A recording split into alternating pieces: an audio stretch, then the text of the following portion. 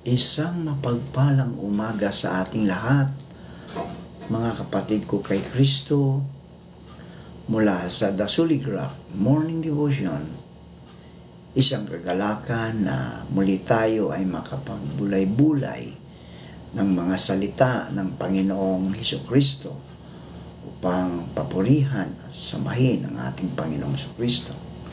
Mga ilang minutong pagbubulay-bulay ng mga salita ng Panginoon upang sambahin at papurihan ang ating Panginoong Hesukristo. Tayo po ay manalangin. Ama naming Diyos na makapangyarihan sa lahat, marami pong salamat sa magandang umaga na aming naranasan ngayon. Salamat Panginoon sa isang gabi kami iyong iniingatan sa aming pagtulog. Salamat o Diyos sa muli mong pag-ising sa amin.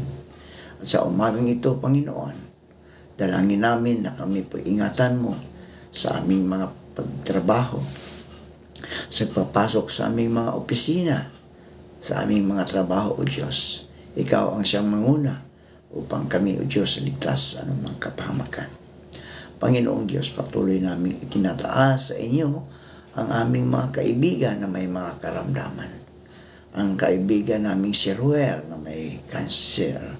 Panginoon, abutin mo po siya upang siya ay magkaroon ng kagalingan at manumbalik ang kanyang lakas. Ang kaibigan naming kapatid naming si Erwin Angustia na nasa hospital. Lord, ikaw ang siyang maghari, umabot sa kanila upang sila o Diyos ay magkaroon ng kagalingan. Lord, salamat sa mga katugunan sa aming mga panalangin sa pangalan ni Hesukristo na aming Diyos at tagapagligtas. Amen. Kaibigan, nakakasiguro ka bang mapupunta ka sa langit kung sakaling mamatay ka ngayon din? Bakit? Oo. O bakit hindi? O bakit hindi mo alam? Ang kaligtasan dahil sa biyaya o grasya o sa mga gawa. Kung sakaling mamatay ka mamayang gabi, kaibigan, at magbibigay ng pagsusulit ng buhay mo sa paghatol ng Diyos, paano mo ipagtatanggol ang sarili mo? Paano mo masasabing karapat-dapat ka sa harapan niya? Mayroon lang dalawang posibleng sagot dito mga kaibigan. Sa pamagitan ng sarili nating kabutihan o pagiging matuwid, righteousness, kung ano ang ginagawa natin. At ang pangalawa, sa pamagitan ng kabutihan o pagiging matuwid ng iba, walang iba kundi si Jesus. Ang dalawang sagot na ito'y nagrepresent sa dalawang klase ng relihiyon sa buong mundo. Ang relihiyong nagsasabing para maligtas ka, ganito ang gawin mo. Ganito ang huwag mong gawin. Ang isa namang relihiyon ay nagsasabi, may gumawa na, tapos na. Christianity lang. Yung totoong biblical version ng pagiging Christian ang kabilang sa pangalawang kategory. Nagawa na ito ni Kristo doon sa krus. Wala na tayong maaaring gawin upang matanggap ng Diyos si Jesus. Si Jesus lang ang paraan para tayo'y matanggap at makalapit sa Diyos. Tingnan natin ngayon kung bakit mali ang unang sagot, mga kaibigan. At pagkatapos naman ay kung bakit tama ang ikalawang sagot. Tingnan natin ang maling sagot. Kung ano ang ginagawa ko. Ano ang batayan o basihan ng Diyos sa kanyang pagtanggap sa atin? Ang maling sagot dito ay sa pamagitan ng mga nagawa natin. Sa pamagitan ng mga nagawa natin. Kung ano-ano ang mga ginagawa mo o hindi mo ginagawa. Wala kang magagawa para kang gawing matuwid sa harapan ng Diyos. Wala. Na? Okay. Bakit mali? Yan ang tanong. Bakit mali yung unang sagot na gumawa ka ng tama? Hindi sapat, mga kaibigan, hindi sapat at hindi katanggap-tanggap sa Diyos na ang kaligtasan natin ay batay sa mga ginawa o hindi natin ginawa. Dahil sa sukatan ng Diyos ay 100%. Wala dapat dungis o kalikuan. Kung yan ang sukatan o standard, lahat tayo ay bagsak. Lahat tayo ay bagsak. Bagsak na bagsak. Ang listahan ng mga kasalanan natin, gaano man kalaki o kaliit, ay naghihiwalay sa atin ng pangwalang hanggang sa Diyos na perpekto sa kanyang kabanalan at katarungan, justice. Ayon sa Mateo 5, talatang 48, kaya maging ganap kayo, gaya ng inyong Ama na nasa langit. Dahil ang Diyos na pumili sa inyo ay banal, dapat din kayong magpakabanal sa lahat ng inyong ginagawa. Sapagkat nasusulat, magpakabanal kayo, sapagkat ako'y banal. Sa James naman, James 2:10, sapagkat ang sinumang gumaganap ng buong kautusan at gayon may natitisod sa isa ay nagiging makasalanan sa lahat. Sapagkat sa puso ng tao nagmumula ang masamang pag-iisip. Nagmumula ang masamang pag-iisip na nagtutulak sa kanya na gumawa ng sexual na immoralidad, pagnanakaw, pagpatay, pangangalunya, kasakitman, at paggawa ng lahat ng uri ng kasamaan tulad ng pandaraya, kabastusan, inggitan, paninira sa kapwa, pagyayabang at kahangalan. Ipinaliwanag ni Jesus ang kasalanan ay hindi lamang tungkol sa mga ginagawa o sinasabi natin o kahit sa mga iniisip na maling bagay.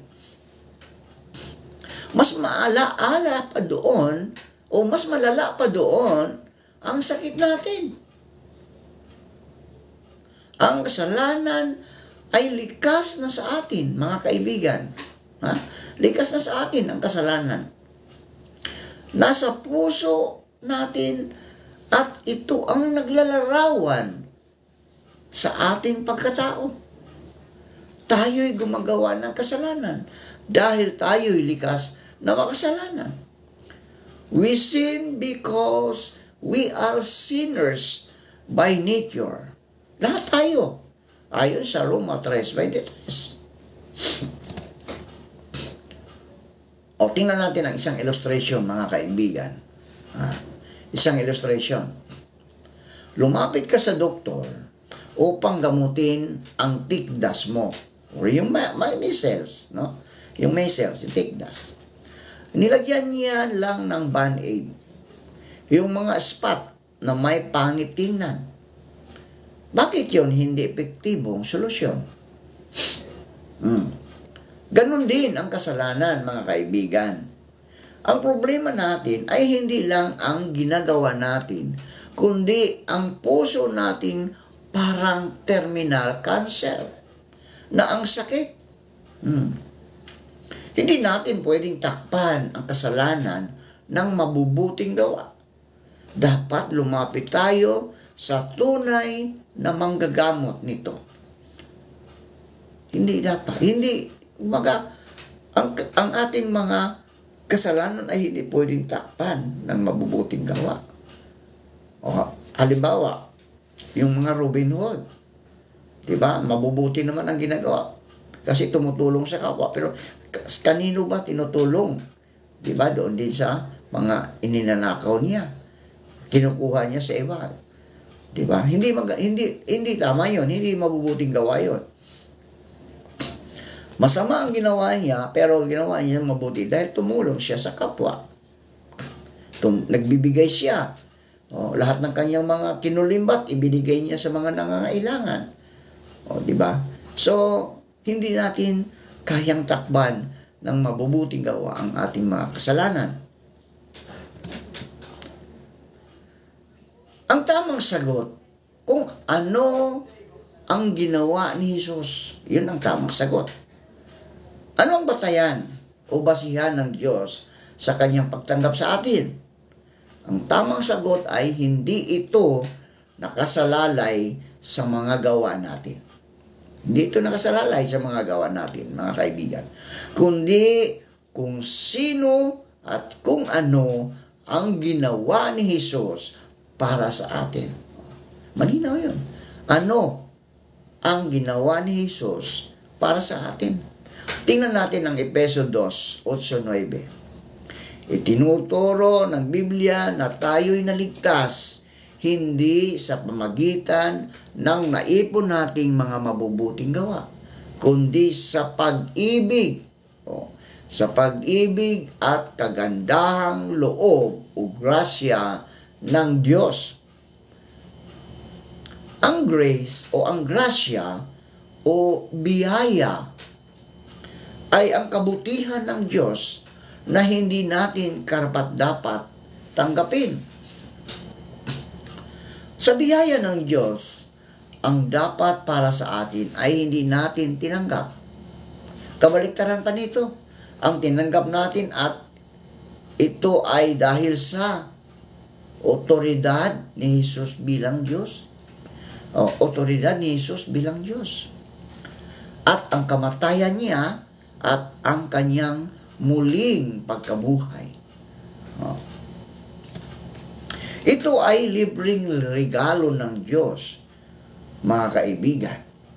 Napawalang sala tayo dahil lang sa biyaya ng Diyos. By grace alone. No? Sa pamagitan ng pananampalataya o by faith alone, kay Kristo lang. In Christ alone. Ang pananampalatayang ito, kung tunay ay nagbubunga ng gawang mabuti, di ba? Mauuna ang pananampalataya mo sa Diyos na sinasampalatayanan mo na si Jesucristo namatay at nabuhay sa ikatlong araw, ito ay magbubunga ng mabubuting gawa dahil sumusunod tayo sa kalooban ng Diyos Ama. Ang kaligtasan, mga kaibigan, ay regalo ng Diyos at hindi ito excuse o license na gumawa ng kasalanan, kundi motivation ito para sumunod sa kalooban ng Diyos. Hindi lang tama o maling sagot ang nakasalalay dito, mga kaibigan. Ang una ay tungo sa kapahamakan. Ang pangalawa naman ay tungo sa buhay na walang hanggan. It is a matter of life and death. Eternity is a stake here. No? Buhay na walang hanggan. Ang nakasalalay dito, mga kaibigan. Mamili ka. Gumawa ka ng mabuti at tanggapin mo si Kristo bilang iyong Diyos at tagapagligtas, at ang bunga nito ay ang paggawa ng mabuti. So, ang kaligtasan ni Kristo at ang kaharian ng Diyos ay dapat tanggapin bilang regalo. Hindi ito mapagtatrabahoan sa pamagitan ng gawa ng tao. Makakapasok lang dito ang mga taong kinikilalang sila'y makasalanan at walang magagawa para iligtas ang kanilang sarili at tumalikod sa sarili at nagtitiwala kay Kristo. Sa pamagitan nito, matitiyak nating tayo ay may buhay na walang hanggan. Dahil ito ay regalo, dapat itong tanggapin, hindi bayaran. Ito ang biyaya ng Diyos, ito ang regalo ng Diyos, ang buhay na walang hanggan. Ang kaligtasan natin at magkaroon tayo ng buhay na walang hanggan. Tayo po ay manalangin. Salamat Panginoon sa buhay na walang hanggan na patuloy mong ibinigay sa amin. Salamat sa buhay na ito na iyong ibinigay na kami ay patuloy na gumagawa dito sa lupa. Tinatanggap ka namin, Panginoon, bilang aming Diyos at tagapagligtas. Ikaw ay namatay doon sa krus at nabuhay sa ikatlong araw. At ito, Panginoon, ang magbubunga ng mga mabubuting gawa namin dito sa lupa. Salamat, Panginoon, at pangunahan mo kami sa araw na ito upang hindi kami ma-diskaril sa aming buhay, Panginoon, bilang buhay pananampalataya. Pagpalain mo po ang lahat ng nakikinig ngayong umaga, Panginoon, at ilayo mo sila sa anumang kapahamakan, maging ang kanilang mga mahal sa buhay. Ikaw ang maghari sa bawat puso ng mga nakikinig sa umagang ito, upang sila, O Diyos, ay magkaroon ng kaligtasan. Maraming salamat po. Ito ang aming dalangin sa matamis na pangalan ni Jesucristo na aming Diyos at tagapagligtas. Amen. Amen.